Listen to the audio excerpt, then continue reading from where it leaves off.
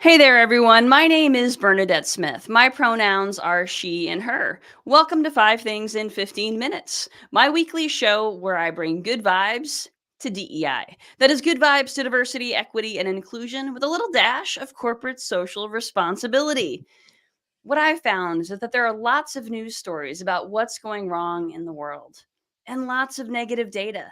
But there are also so many things going right. That's what I like to focus on. I search for DEI stories that we can be inspired by and learn from. My hope is to inspire you to experiment with some of these inclusive actions and policies within your own organization to help you build a more inclusive world. In this week's episode, I'm joined by Lisa Demmi, she, her, who's DEI speaker, author, MC, and Master Egg Poacher. This week, our conversation is about some equity for the WNBA, the new CEO at Japan Airlines, Kate Spade's focus on mental health awareness, and more. Let's get started. Lisa, welcome to the show. Thank you. Thank you for having me. Yeah, I love it. I love what you got me hook, line, and sinker the first time I saw your first show. Thank you. Thank you. I love doing this show. I have so much fun. I meet great folks like you, and you never know what you're going to get. So it's a good time. So Lisa, before we get into your work, can you tell me before I forget what is your trick for being perfect, making perfectly poached eggs? Well, the trick is to use an egg poacher, but when I'm really poaching them, I use vinegar and I make a little whirlpool in my water. Ah, Yeah. okay. Got Yes. it. I haven't ever tried the vinegar trick. Does the vinegar keep it more like cohesive or My intact? mom was like she was like the MacGyver of cooking. So whatever she told Mm. me to do, I didn't ask a lot of questions. I just did it. So So you yeah. can't tell me the science behind No, successful. heck no. Heck no. Mm-mm. All right, Lisa. Well, let's get into this week's show. Why don't you tell us a little bit about yourself, a little bit about your background and what you're up to? Sure. I like to say I've been speaking since I was born. I remember as a little girl loving to be on stage. I was in a band that played nationally for I don't even know how many years anymore. Had a marketing firm and spoke a lot in the marketing firm and decided how can I make this into a living. Sold the firm, became a speaker, and I haven't looked back since. Love it. I would do it for free if there weren't those bills things that you Yeah, have to pay because I just love sharing information and helping people. awesome. And talk a little bit about the talks you do around DEI. What's sort of your take on it? I feel like DEI at its core is kindness. Mm, And I realize that that's super simple, but I feel like I like to focus on kindness because I think it's something that everybody knows. Either they know how to be kind or they know mhm, when someone's not being kind to them. mhm. And I think kindness is just a real easy place to start with because it's not like you don't have to prepare for it. You can just be kind or not, I guess. Yeah, I agree. I talk about the power of kind curiosity in one Mhm. of my talks, and I think it really does matter because hopefully it's something we've all been learned and we've all been taught, and I think that kindness sort of also is a theme in basically every major world religion, right? Yeah. Sort of the concept of love thy neighbor and just caring for other humans. So yeah, I completely agree. I love that. I talked a little bit in this week's 5 Things newsletter. I wrote a little bit about how one of the questions that my clients keep asking me to talk about, or sort of the reason people have been coming to me, is to give others tools to connect with others. You know, Mm. the question is like, what's the solution to a culture when people are shutting down instead of opening up? And something that I'm really passionate about is helping folks get out of their lane. I just feel like we have gotten to this place in our society where we're very polarized and we're super in our bubbles, and we've Mhm. normalized ridicule and shaming of others and shaming of other beliefs and shaming of other ways of being and ages and all of it. And it's just this, judgmental energy that I just think is really terrible right now. And so my call to action is play. And I think that's really what we need, is to reconnect over play and just being together and laughter, sort of those simple pleasures. Yeah, I totally agree. I use art a lot in my work, and I find that it kind of takes people out of their head a little bit, and it's not like a a corporate project that you have to do, or I mean, remember when we were little kids and we used to finger paint all over things, and I just want people, like you said, to play and have fun again, and not be so buttoned up, I guess. Yeah, I think we've gotten to this point where people are so afraid of saying the wrong thing and so Yeah. afraid of being canceled or being ridiculed or being shamed. And so there's just this sense of disconnect and people shutting down, I think, especially in the workplace. We just sort of Yeah, focus on our job. I agree with you, and rightfully so. I think people are nervous about that because, I mean, you could say A, and half the people online will say B and attack you for it and call Mhm. you, all kinds of things and have you questioning your own opinion. And so I think that, yes, everything that you just said is the reason why people are having a hard time being themselves, and or, like you said, getting out of their own bubble. I mean, we all want to wrap ourselves up in the bubble wrap anymore because we're afraid of getting attacked, we're afraid of being wrong, we're afraid of getting ridiculed. Yeah, absolutely. Well, after I wrote that, I went out and played some pickleball because that's my thing, is pickleball. And one of the things that I have really enjoyed about it is the diversity in that sport, and the people that I've played with in open play just really check every box. It's just really a beautiful thing. And so, I just hope that folks continue to find opportunities to connect, whatever that looks like, because Mhm. I think we really need it. We really, really need it. Yeah, I agree. I think that connection and talking to each other gives us a different perspective and expands our lens.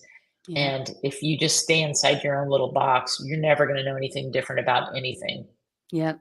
Exactly. All right. Well, let's get into this week's 5 things. All right. The first Okay. story this week is about how the WNBA, that's the Women's National Basketball Association, players will now fully travel on charter flights instead of commercial. So, this is a monumental stride in player welfare and professional standards, and a benefit that the NBA has enjoyed for decades. And there are some players who've had some really big safety concerns, specifically Mhm. Brittany Griner, in Mhm. airports. And it's tough for these athletes if they're not getting a lot of sleep because of the whims of commercial airline. Yeah, I think that was a really big thing that, the WNBA is such a hot topic right now Yeah. because of the Caitlin Clarks and even to the Brittany Grinders and Angel Reese's and all of those guys. And I think it's awesome that it's such a hot topic. And I think that the WNBA making that step to say, hey, we're going to charter our players is a huge step forward because I think the inequality between the NBA and the WNBA is massive. And I know some people would say, well, the NBA funds the WNBA. I believe the WNBA funded this themselves, being able to Mhm. do the air travel. And so I think it's really, I think it's important for two reasons. One, it talks about the fact that we're trying to even the playing field. But I think the reason that the WNBA was actually able to do it was because there is so much more attention coming now, and people are starting to pay attention. They are starting to put their money where their mouth is. And we're now saying, oh, we want equal time, we want equal play, we want equal pay, we want equal, accessories and Yeah. goodies. Put your money where your mouth is. Yeah. I mean, how many of us signed up for the league pass? I think a million people signed up of my friends signed up for the league pass. So I'm really I'm excited to see that because I think that taking care of the players is just as important, but also seeing like the community and people say, "Hey, we're going to support women in sports. We're going to support, the things that we want to make change in." It's been a beautiful thing seeing all of the progress on and more equity for women in sports over the past few years. Mhm. So obviously there's so much more work to do, but I'm having a lot of fun celebrating what's Yeah, going right. same, Yeah. same. All right. The second story this week comes from the American Cancer Society, which just launched the largest ever study of Black women who have historically not been well represented in medical research. So, this Voices of Black Women study will track 100,000 Black women over 30 years who have lower breast cancer diagnosis rates than white women, but significantly higher mortality rates. So it's looking at the healthcare disparities and trying to identify the appropriate interventions. So much bias in the system.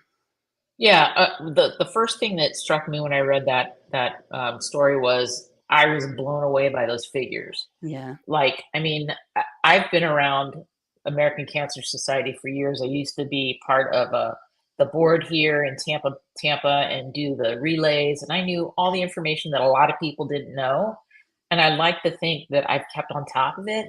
But the fact that we don't know that those statistics about Black women to me speaks volumes because have we been hiding that? Have we, is it getting shoved under the noise of everything else that is going on?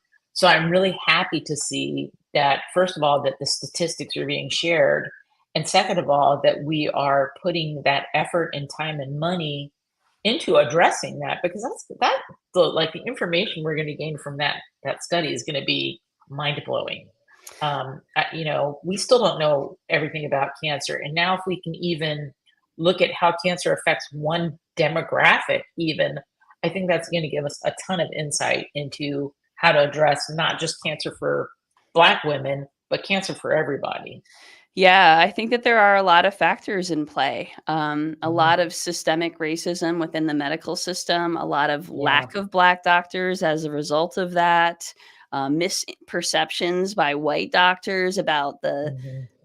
capacity of Black women to endure pain. There's just so much that's gone wrong that this study really offers an amazing opportunity, like you said, to learn so much Mhm. about. I'm sure it's not just going to be revelatory for the cancer field, right? I'm sure it's going to be, Totally. yeah. Yeah, totally. Okay, the third story this week comes from Japan Airlines, which has a new CEO, Mitsuko Totori, and she is a woman. That is a really big deal because Japan is ranked near the bottom of the World Economic Forum's Global Gender Gap Index and is the worst ranked country in Asia. So this set a huge precedent to have her become CEO, and she started as cabin crew. So that's another beautiful part of the story as well. I love this. Yeah, I mean, props to Japanese Airlines. I mean, Mhm. props to them for going out on the limb for that. I mean, that's something that I think would be like what's the word I want to say? Like an anomaly in the states, Mhm. much less in a country like them, where you said like they're at the bottom of that list. There, I love that they said she's qualified, she can handle the job, she can do it. Oh, and oh, by the way, she doesn't come from the same background as some of the men who Mhm. have had that job before. Like she started, like you said, as a flight attendant. Mhm. And I love, it's that kind of that it reminds me of when my parents were growing up, and they're like, if you work hard and you keep pushing, you can attain everything. And it's like she said, all right, I'm gonna be a flight attendant. I'm gonna Mhm. keep learning and keep learning. And she just kept taking a step and a step and a step. And finally these guys were like, holy cow, this person, this woman is the right person to run our company. Yep. And she seems like she has bitten that thing off, and she's just I loved it. I love Yeah. hearing that. Yeah. Yeah. And I mean, we just really need to see these precedents set because Mhm. someone has to go first, right? And boy, I mean, it Absolutely. is Yeah, I can't even imagine the pressure she's under, but I love it. I love that. Yeah. There we are. Okay, the fourth story this week comes from Sesame Place in Philadelphia, which will offer low sensory days this June, especially for children with disabilities. So, this means quieter dining, reduced audiovisual effects, really to be more inclusive of neurodivergent folks. Now, Sesame Place already was certified as the world's first Mhm. certified autism center and has trained staff a low sensory room and noise canceling headphones already available. So they're just taking it the extra mile, and I love this. I love that neurodivergence, and maybe that also is a kind of a catchphrase, but I love that it's getting the attention that I think it's been missing. Mhm, When people typically think DEI, they think black, white, gay, straight, mhm, maybe religions, maybe genders, but I think neurodivergence still kind of is on the lower end of the scale there. mhm, And I love that Sesame Place said, "Hey, we're going to up the ante and we're mhm, going to even do more than we're already doing." mhm, And I imagine as a kid how awesome it must be for you to feel like there is a place for me. There is I am special and I am seen and I am acknowledged. And for the mhm, parents who have those children, how much like how it's a gift for everybody. mhm. It's yeah, of course, and if you know they're gonna do well financially, it's just Yeah. wins all around, and Yeah. that's, I think, where there's so much opportunity in this work is to create wins for everyone because it's not a zero-sum game, not at all. Mhm. Agreed. Okay, last story this week comes from Kate Spade. So May is Mental Health Awareness Month, and Kate Spade, the designer, died by suicide in 2018.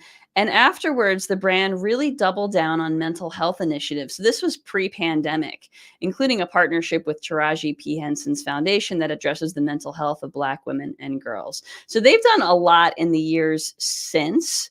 And I just want to shout them out for really setting a precedent Mhm. um, all of these years ahead of so many other companies which still are not caring for their employees' mental health. Yeah, I mean, I think that I mean, I remember when that happened, when Kate Spade, committed suicide and being shocked, and I remember thinking, "What's gonna happen to this brand?" Yeah. Of course, after wondering what happened to this person, that made her feel that way, but I love that, like you said, Kate Spade has doubled down, and they said, "Hey, this is real. This is important. This is something that we need to talk about, and maybe there's a stigma attached to it, but we don't care." And I think they look at who their audience is and who their prospective buyers are. And I think that, like you said, when you do this work, I think if you make it more real for people and you talk about the things that are actually happening, then I think your buyers and your audience pays more attention and sees you more as like maybe not so much of a brand, but now there's a person attached to that brand. Yeah. And I think Humanity. they've continued to make it important. I think they were saying, "Hey, not being okay is okay," Yeah. years ago. Yeah. And I feel like they kind of spearheaded a lot of what's happening with that now. Yeah, I agree. I agree. Folks, read that story. I'll put the link in the show notes. Make sure you read Mhm. that story because it's really interesting some of the things that they've been up to and their true commitment to this. This week's call to action. Speaking of mental health awareness, I have done a lot personally in this realm to manage my own stress, my own mental health in times of acute stress, and I have my own kind of little bag of tricks. But there are some kind of physical tips that I learned about regulating my system from someone on Facebook. So I'm going to share that link in the show notes as well because I do think it's really helpful to think about uh, non-traditional ways to manage our body and our health. Lisa, thank you so much for joining me on today's show. How can folks stay in touch with you? Smoke signals and carrier pigeon. I am all over social media. You can, of course, you can go to my website, Lisa Demmi, DEMMI.com, and find all my connections there. But you can find me on Facebook, LinkedIn, Twitter, I'm sorry, X, YouTube, TikTok. I can make up some platforms at this point, but you can find me anywhere. And I love talking to all people about all the things. So please absolutely feel free to reach out. Awesome. Great. Well, thank you so much, Lisa. It has been really fun having you on the show. And folks, if you don't already get the Five Things newsletter, you can subscribe at 5thingsdei.com. Have a great week. Bye, y'all.